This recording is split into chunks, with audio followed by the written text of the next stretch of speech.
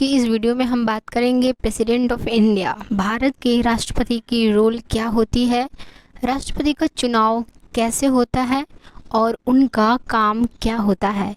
क्या राष्ट्रपति पीएम से ज़्यादा पावरफुल है, इस वीडियो में हम पूरा जानेंगे और real life examples like emergency power 1975 के बारे में भी हम जानेंगे। तो चलिए इस वीडियो को शुरू करते हैं और इस वीडियो को लाइक करिएगा, चैनल को सब्सक्राइब करिएगा।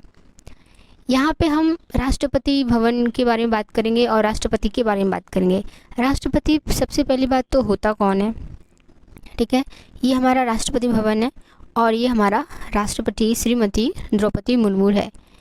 अब इनके बारे में हम डिटेल्स जानेंगे। अगर आप किसी भी परीक्षा की तैयारी कर रहे हैं तो आपके लिए काफ़ी इम्पॉर्टेंट है। अगर आप नहीं भी कर रहे हैं तो आपके लिए ये जनरल नॉलेज रखना भी बहुत इम्पॉर्टेंट हो जाती है। राष्ट्रपति क्या है ना कि राष्ट्रपति भारत के सबसे उच्च पद पर होता है। ये भारत के राज्य का हेड होता है राष्ट्रपति, ठीक है। लेकिन इनके अधिकार का इनका जो अधिकतर जो काम होता है ना वो कॉन्स्टिट्यूशन के अनुरूप होता है, यानी कि कॉन्स्टिट्यूशन के हिसाब से ही ये काम करेंगे और प्रधानमंत्री और मंत्रिपरिषद के सलाह पर ही राष्ट्रपति काम करता है, ठीक है। तो इसमें पॉइंट क्या है कि राष्ट्रपति हेड होता है, भारत का हेड होता है, ठीक है। और ये जो भी काम करते हैं वो कॉन्स्टिट्यूशन के अकॉर्डिंग और प्रधानमंत्री और मंत्री परिषद यानी कि कैबिनेट मिनिस्टर्स के अकॉर्डिंग ही काम करते हैं, ठीक है। अब हम इनके बात करेंगे इलेक्शन के बारे में, ठीक है। राष्ट्रपति का चुनाव कैसे होता है, जो कि बहुत इंपॉर्टेंट है और बहुत ही अमेजिंग तरह से यह इलेक्शन होती है। देखिए करेंगे यहाँ पे राष्ट्रपति का जो चुनाव होता है वो डायरेक्ट पब्लिक वोटिंग से नहीं होती है, यानी कि जो पब्लिक राष्ट्रपति को नहीं चुनता है, यानी कि ये इनडायरेक्ट इलेक्शन होती है और इसका चुनाव एक इलेक्टोरल कॉलेज करता है जिसमें ये लोग शामिल होते हैं। तो यहाँ पे मेन पॉइंट क्या है कि राष्ट्रपति का चुनाव आम जनता नहीं करती है, ठीक है। कौन करता है हम आपको यहाँ पे बता रहे हैं। देखिए यहाँ पे कौन राष्ट्रपति का चुनाव कर सकता है, लोकसभा प्लस राज्यसभा के इलेक्टेड मेंबर्स ही, यानी कि पार्लियामेंट यानी कि मोदी उनके कैबिनेट मिनिस्टर्स ही इनका चुनाव कर सकते हैं। राज्यों की विधानसभा के इलेक्टेड एमएलएज भी राष्ट्रपति का चुनाव में भाग लेते हैं। अगर किसी स्टेट का एमएलए है तो वो भी राष्ट्रपति के चुनाव में भाग लेते हैं, ठीक है। अब यहाँ पे हम बात करेंगे नॉमिनेटेड मेंबर, जैसे एंग्लो इंडियंस या लोकसभा या राज्यसभा के नॉमिनेटेड मेंबर्स यानी कि पार्लियामेंट मेंबर वोट नहीं करते हैं। जैसे कि यहाँ पे जैसे सचिन तेंदुलकर हो गया, रेखा जी हो गए, ठीक है। ये जो इलेक्टेड होते जिनको जो किसी ना किसी क्षेत्र में अगर एक स्पेशलिस्ट होते हैं उनको नॉमिनेट किया गया है तो ये लोग वोट नहीं करते। वोट सिर्फ वही करते हैं जो इलेक्टेड मेंबर होते हैं, जैसे कि मैंने पहले आपको अभी थोड़ी देर पहले बताया, ठीक है। अब यहाँ पे बात करेंगे इसका वोटिंग का तरीका क्या होता है। इनका वोटिंग का जो तरीका होता है ना वो प्रोपोर्शनल रिप्रेजेंटेशन और सिंगल ट्रांसफरेबल वोट सिस्टम से वोट होता है इनका, ठीक है।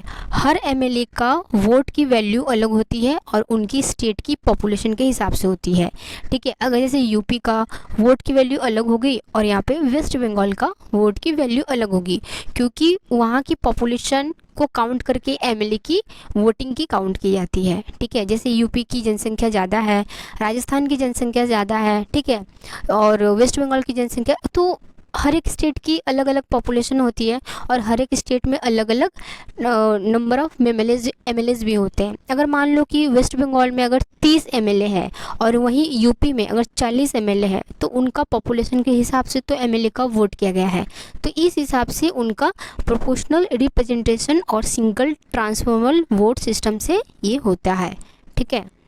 और यहाँ पे एमपीएस की वोट की वैल्यू जो होती है वो फिक्स्ड होती है। एमएलए की वोट की वैल्यू उसके पॉपुलेशन के हिसाब से डिसाइड होती है, याद रखिएगा। और जो एमपीएस की जो वोट की वैल्यू होती है ना वो फिक्स्ड होती है, ठीक है। अब मैं बात करूँगी राष्ट्रपति के मेन काम क्या होते हैं। देखिए राष्ट्रपति का जो मेन काम होता है ना वो एग्जीक्यूटिव पावर यानी कि कार्यपालिका। अब एग्जीक्यूटिव पावर में क्या होता है इनका, ये पीएम और मिनिस्टर्स को अपॉइंट करते हैं, यानी कि प्रधानमंत्री और कैबिनेट मिनिस्टर्स को अपॉइंट करते हैं, जैसे निर्मला सीतारमण, अमित शाह, ठीक है, और भी जितने कैबिनेट मिनिस्टर्स हैं उनको अपॉइंट करते हैं। और इनको अपॉइंट करते हैं गवर्नर, हर एक स्टेट की गवर्नर को अपॉइंट करते हैं।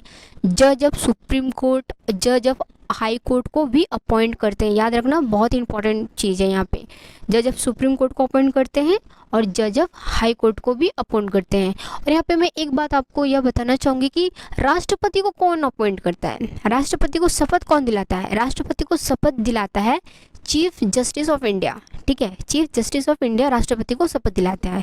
ठीक है, अब यहाँ पे एक और चीज़ है, फॉरेन एम्बेसडर्स को भी राष्ट्रपति अपॉइंट करते हैं, जो कि बहुत ही इंपॉर्टेंट चीज़ है।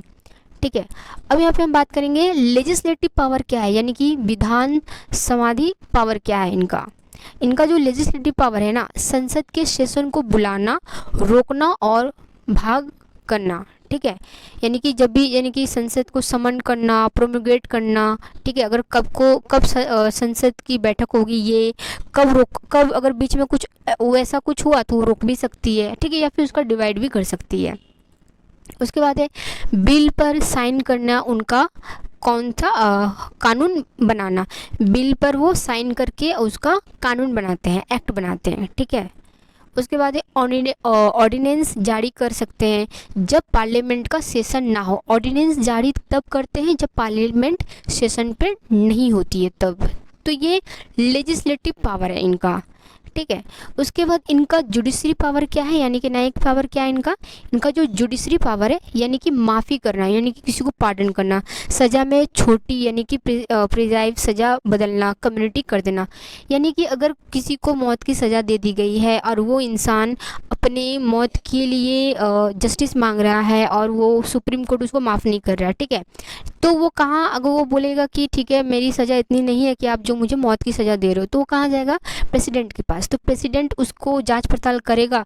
अगर प्रेसिडेंट को लगा यार इसको मौत की सज़ा ना देकर इसको उम्र कैद की सज़ा दे दो, ठीक है, तो वो उस तरह से सज़ा को माफ़ कर सकते हैं, यानी कि पार्डन कर सकते हैं। सज़ा में अगर 20 साल की सज़ा है तो उसको 18 साल या 19 साल या 15 साल की सज़ा कर सकता है। तो ये जुडिशियल पावर प्रेसिडेंट के पास होती है, जो कि बहुत बड़ी पावर होती है।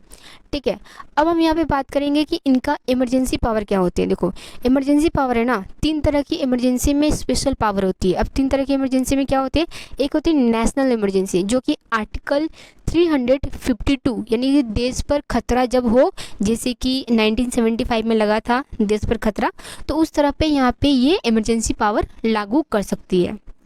दूसरा क्या है, प्रेसिडेंट रूल लागू कर सकती है। प्रेसिडेंट रूल आर्टिकल 356, यानी कि जब किसी स्टेट में सरकार नहीं चल रही हो तब वहाँ पे प्रेसिडेंट रूल लागू होगी, यानी कि उस स्टेट को रूल कौन करेगा, प्रेसिडेंट करेगा। जैसे कि अभी रिसेंटली वेस्ट बंगाल में ऐसा चीज़ हो रहा है, सुनने को आ रही है कि यहाँ पे प्रेसिडेंट रूल लागू हो जाने चाहिए, जो कि वेस्ट बंगाल की जो मुख्यमंत्री है ममता बनर्जी, वो सही से उस स्टेट को नहीं चला रही है।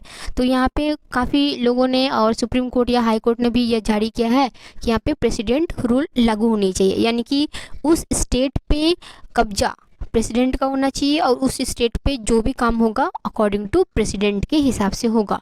वो किस आर्टिकल में आती है, 356 के आर्टिकल में आती है। ठीक है, तो प्रेसिडेंट रूल बहुत ही पावरफुल है, यानी कि एक पूरे स्टेट को हाथ में लेने का काबिलियत प्रेसिडेंट के पास होती है। नेक्स्ट क्या है, फाइनेंशियल इमरजेंसी, जो कि आर्टिकल 360 यानी कि इकोनॉमिक क्राइसिस अब तक अभी कभी नहीं लगी है। ठीक है, अब तक फाइनेंशियल इमरजेंसी कभी नहीं लगी है, इस चीज़ को आप ध्यान में रखिएगा। नेक्स्ट क्या है, अब क्या राष्ट्रपति पीएम से ज़्यादा पावरफुल होते हैं, यह क्वेश्चन सबके मन में होता है। ठीक है, तो आइए इसका हम आंसर जानते हैं। देखिए, जो राष्ट्रपति है वो पीएम से ज़्यादा पावरफुल होते हैं कि नहीं, देखिए नहीं, असल पावर प्रधानमंत्री और उनकी मंत्रिपरिषद पर होती है। ठीक है, अब देखिए कॉन्स्टिट्यूशन के आर्टिकल 74, राष्ट्रपति को काउंसिल ऑफ मिनिस्टर की सलाह पर ही काम करना होगा, यानी कि सबसे ज़्यादा पावरफुल यहाँ पे जो होती है वो है प्रधानमंत्री और उनके मंत्रिपरिषद। प्रधानमंत्री और उनके मंत्रिपरिषद जो बोलेंगे राष्ट्रपति वही करेंगे, किसके अकॉर्डिंग, कॉन्स्टिट्यूशन के आर्टिकल 74 के अकॉर्डिंग। ठीक है, लेकिन कुछ सिचुएशन पर राष्ट्रपति इंडिपेंडेंट डिसीजन ले सकते हैं, वह कौन सा सिचुएशन है आइए जानते हैं। देखिए, जब नई सरकार बन रही हो और क्लियर मेजॉरिटी ना हो, अगर कोई जैसे कि लोकसभा या राज्यसभा में कोई इलेक्शन हुआ और उस पर दोनों का बराबर आ गया, ठीक है, अगर मान लो 50 सीट बीजेपी को मिला, 50 सीट किसी और पार्टी को मिल गया, दोनों में से ही वो लोग बोलते हैं कि मेरा सरकार बनेगा, लेकिन वहाँ पे दोनों का 50-50 है। अब यहाँ पे राष्ट्रपति दोनों में से किसी एक को चुन लेगा, ठीक है, दोनों में से, और ये पूरा इंडिपेंडेंट डिसीजन राष्ट्रपति का होगा कि वो दोनों में से किसको प्रधानमंत्री बनाए या किसकी सरकार बनाए, ठीक है।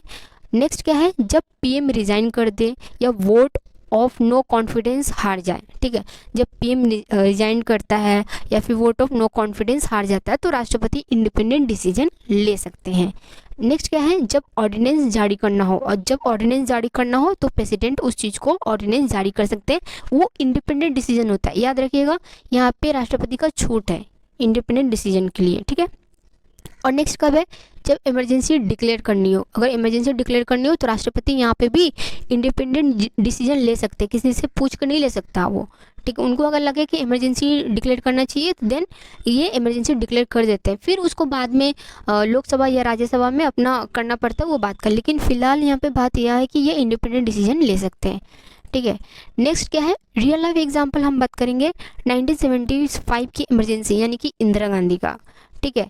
1975 में इंदिरा गांधी ने इमरजेंसी लगाया था। अब ये इमरजेंसी किस तरह का है, आइए हम इस पर बात करते हैं। देखिए, इमरजेंसी 1975 में इंदिरा गांधी ने प्रेसिडेंट फारुकुद्दीन अली अहमद की एडवाइस दी थी नेशनल इमरजेंसी डिक्लेयर करने के लिए 25 जून 1975 में, ठीक है। राष्ट्रपति ने बिना पार्लियामेंट की अप्रूवल के तुरंत इमरजेंसी अप्रूव कर दी थी। उस समय 1975 में इंदिरा गांधी राष्ट्रपति थी और ये बिना पार्लियामेंट के अप्रूवल के लिए तुरंत यानी कि इंस्टेंट इमरजेंसी अप्रूव कर दी थी, इमरजेंसी लग गई थी उस वक्त, ठीक है। फंडामेंटल राइट्स सस्पेंडेड कर दिया गया था, और जब भी इमरजेंसी लागू होती है तो कुछ फंडामेंटल राइट्स सस्पेंड हो जाती है। प्रेस कॉन्सेप्ट हुआ और अपोजिशन लीडर को जेल भेज दिया गया। यह दिखाता है कि राष्ट्रपति के इमरजेंसी पावर काफ़ी स्ट्रॉन्ग हो सकते हैं अगर उनका मिसयूज़ अगर किया जाए तो, ठीक है। यहाँ पे याद रखना, फंडामेंटल राइट्स कुछ सस्पेंड कर दिए जाते हैं। वो फंडामेंटल राइट्स क्या सस्पेंड कर दिए जाते हैं, ये हम फंडामेंटल राइट्स के चैप्टर पे पढ़ेंगे, ठीक है। जब हम फंडामेंटल राइट्स सबको बताएंगे तो ये टॉपिक वहाँ पे जरूर हम छेड़ेंगे, ठीक है। नेक्स्ट है, और यहाँ पे मैं कुछ इंपॉर्टेंट एग्जांपल लूँगी, जैसे कि APJ अब्दुल कलाम, ठीक है। ये जब राष्ट्रपति थे, ये इन्होंने क्या किया था ना, एक बिल यानी कि ऑफिस ऑफ प्रॉफिट बिल वापस भेजना था पार्लियामेंट को। ये उनकी डिक्शनरी पावर थी, यानी कि ऑफिस ऑफ बिल को उन्होंने पार्लियामेंट को वापस भेज दिया कि ले लो भाई, ठीक है। और यहाँ पे क्या होते हैं कि अगर राष्ट्रपति को किसी प्रोजेक्ट पे या किसी बिल पे उनको सही नहीं लगता है तो वो रिकमेंडेशन के लिए या फिर करेक्शन के लिए वो पार्लियामेंट पे फिर से वापस भेज सकते हैं। इतना तो राष्ट्रपति के पास पावर होती है। अब यहाँ पे मैं बात करूँगी KR नारायण, ठीक है। KR जो नारायण है, इनका है 1997 में यूपी में ह्यूज असेंबली थी तो गवर्नर की रिपोर्ट पर डायरेक्ट प्रेसिडेंट रूल नहीं लगाया गया। इंस्टेड सब पार्टीज़ का सपोर्ट लेटर मांगा गया, ठीक है। तो यहाँ पे गवर्नर का जो डायरेक्ट जो प्रेसिडेंट रूल है उस पर नहीं लगाया गया। इन्होंने अपना क्या किया कि चलो यहाँ पे हम प्रेसिडेंट के हिसाब से इन्होंने जो किया वो किया, ठीक है। अब मैं यहाँ पे बात करूँगी, कंक्लूजन पे बात करूँगी, ठीक है। यहाँ पे मेन पॉइंट ये है राष्ट्रपति के बारे में जो बेसिक चीज़ें थी मैंने आपको बताया। अब यहाँ पे कंक्लूजन पे मैं आती हूँ। राष्ट्रपति जो होते हैं ना, वो एक सिंबॉलिक हेड होते हैं, लेकिन कुछ सिचुएशन में उनके पास एक रियल पावर भी होती है, जो कि मैंने आपको डिस्कस किया।